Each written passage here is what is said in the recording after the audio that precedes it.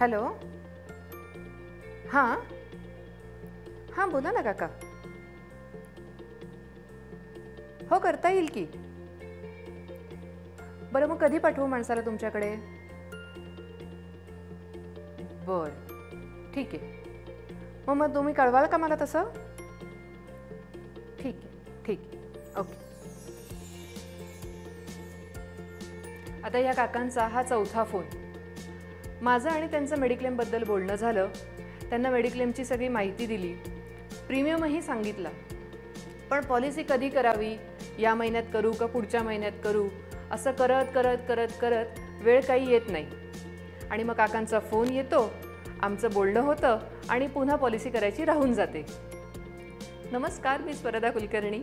घेऊन आले आहे माझं यूट्यूब चॅनल, ज्याचं नाव आहे आस्क स्वरदा. आत्ताच तुम्ही माझा एक फोन ऐकलात.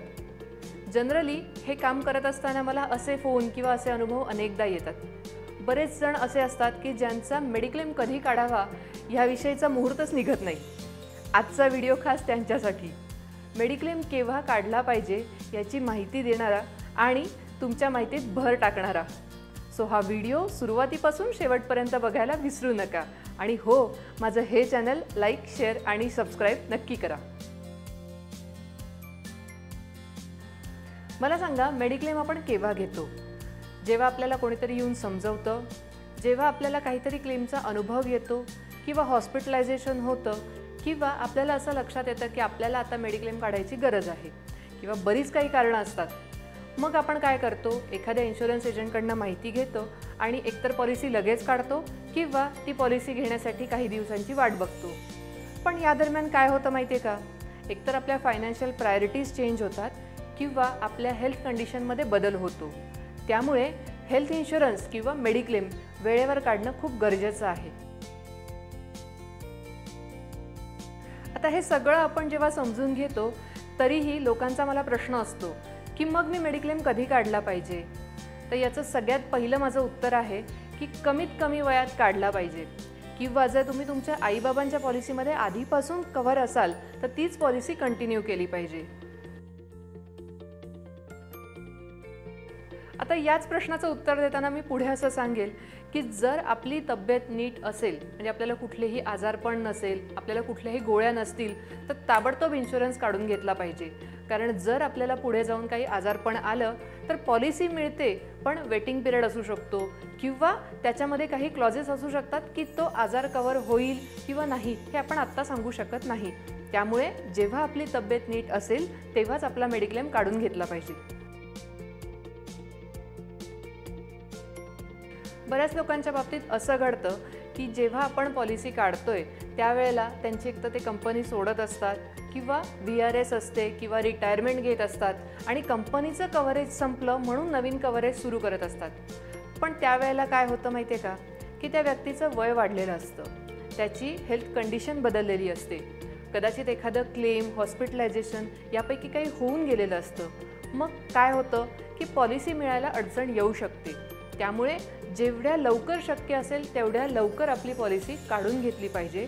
किंवा आपण कंपनीत आहोत आणि कंपनीचं कव्हरेज चालू आहे, त्यासोबतच आपण एक ॲडिशनल मेडिक्लेम काढून घेतला पाहिजे की जो वेटिंग पिरियड आहे तो निघून जातो आणि पॉलिसी जी आहे ती आपल्याला आपले सगळे आजारपण कव्हर करायला मदत करते.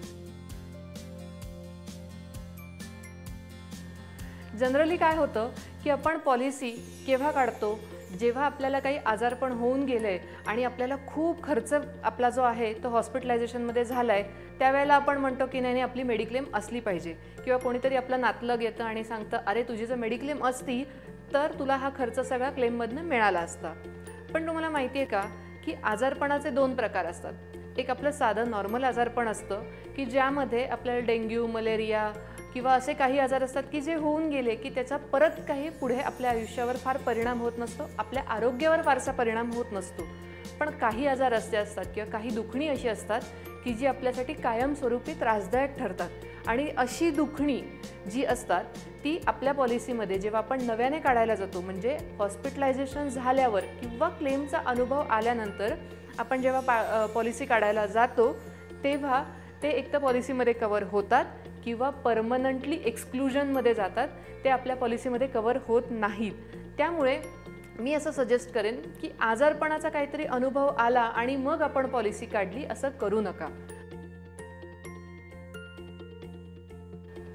परमनंट एक्सक्लुजन म्हणजे काय? हेल्थ इन्शुरन्स हा विषय समजून घेत असताना बऱ्याचदा परमनंट एक्सक्लुजन हा शब्द पुन्हा पुन्हा येतो. तर एखाद्या आजाराला जर कायमस्वरूपी कव्हरेज मिळत नसेल तर त्याला परमनंट एक्सक्लुजन असं म्हणतात. म्हणजेच त्या आजारासाठी आपण त्या पॉलिसीमध्ये कधीच क्लेम करू शकत नाही.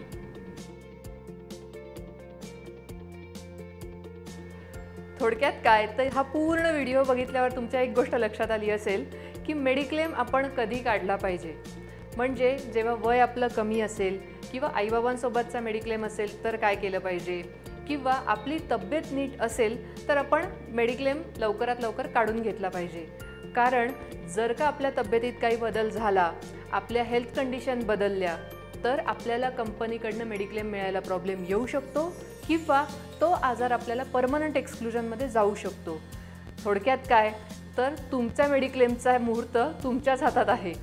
ह्या आणि अशाच काही विषयांसह मी घेऊन आले आहे माझं यूट्यूब चॅनल, ज्याचं नाव आहे आस्क स्वरदा. हे चॅनल लाईक, शेअर आणि सबस्क्राईब करायला विसरू नका. आणि हो, यासारखेच काही विषय घेऊन मी ऑलरेडी काही व्हिडिओज पोस्ट केलेले आहेत, ज्याच्या लिंक मी डिस्क्रिप्शन बॉक्समध्ये देते आहे. हे व्हिडिओज तुम्ही नक्की बघा.